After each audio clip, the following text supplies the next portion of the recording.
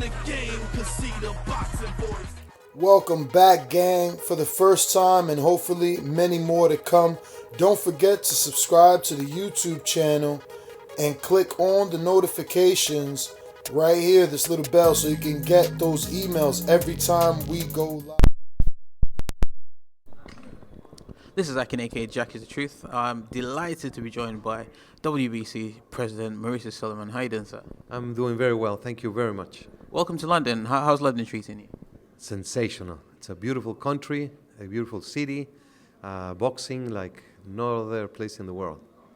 We're very proud to have our very own WBC champion in Charlie Edwards tonight. How do you think he represented the WBC and the sport tonight? Sensational. He's a gifted fighter. He's got speed. He's got great ring generalship. He's entertaining. He takes a punch. And most importantly, he represents boxing outside the ring like nobody else. I have to ask you, the WBC champion, Deontay Wilder, he's making all the waves at the minute. What are your thoughts on him turning down life-changing money in everybody else's eyes to fight, to not fight Anthony Joshua, to stay loyal to Showtime? What are your thoughts with regards to that situation? That's a situation that we cannot get involved in.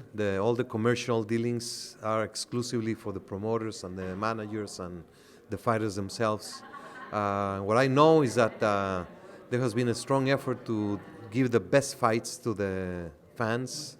Last year we devoted a long time trying to make Wilder against Joshua, and we have made exemptions in the situations of the mandatories and the unifications, and we're just trying to make all the flexibility to make those fights for the fans. I hope that the heavyweight, which is very interesting right now, understand the promoters get it and give the fights that the fans want to see.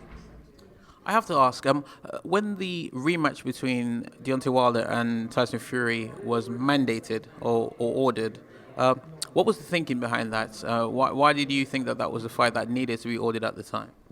First, because it was a sensational fight. One of the best heavyweight bouts in many years. It was a very close fight. It was a draw. And there was an unbelievable public demand for the fight. And most importantly, both fighters requested the rematch. Tyson Fury immediately inside the ring asked me for it. His promoter sent a letter requesting it. Wilder said, I want to have the rematch as well. So it was a matter that made sense, and everybody embraced it, and unfortunately it didn't happen.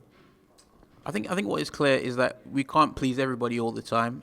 But do you feel that there could be a less convoluted way to sort out who should be fighting and who should be mandated for the title? I ask this question because Dillian Whyte, for example, he was ranked higher than Deontay Wilder's current mandated fighter. Why is it so complicated for fighters to know the order in which they're supposed to face the champion, let alone the fans? Well, this particular situation in the heavyweight has been dragging for 4 years. It goes back from the original mandatory that Wilder had when he flew to Russia only to have the fight canceled because of anti-doping situation with Povetkin.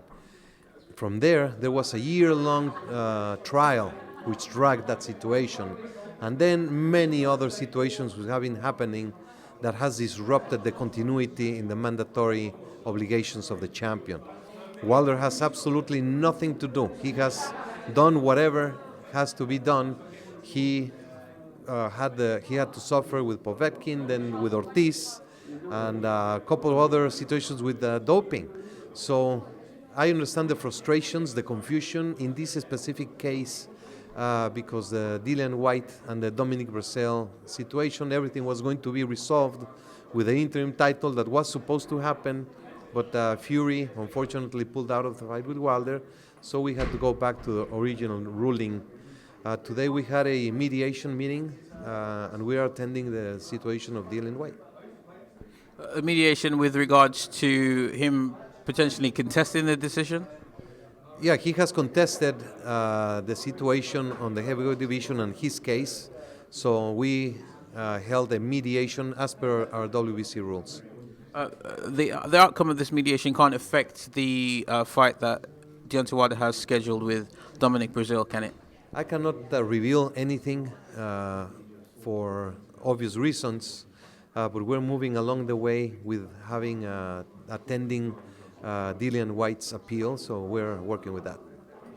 Well, that's all I have at the minute. Mauricio Sulaiman, you're a gentleman. I appreciate your time. Thank you for talking to the Boxing Voice. Thank you so very much, and keep on supporting our sport. I'm very happy for your presence. I appreciate that. Thank you. Thank you. Thank you very much, sir. Thank you. If you enjoyed the video, feel free to hit the like, subscribe, and share. As always, if you want to support us to the next level, head over to the patreon.com/ThaBoxingVoice. We have tons of exclusive from Border Wars, Entitled, betting shows, the list goes on and on and on. But in addition to that, if you guys have questions for fighters, trainers, and promoters, this is where you can submit them. We will run out, get these questions answered, and put it back on the show just for you guys. Appreciate it. Peace.